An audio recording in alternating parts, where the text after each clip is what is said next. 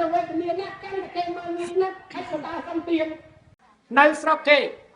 មិនបាច់នៅដល់សហរដ្ឋអាមេរិកទេ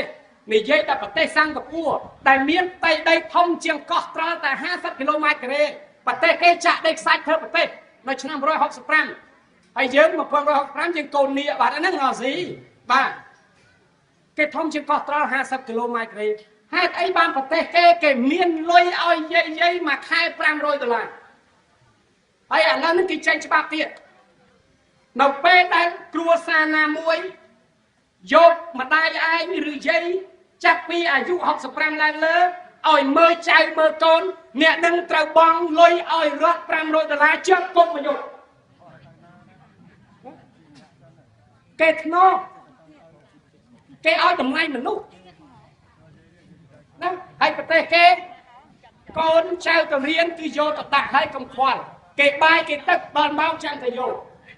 មន្ទីរពេទ្យហើយគេធ្វើផ្ទះឲ្យយាយនៅទៀតចាប់ពីអាយុ65ឡើងលើ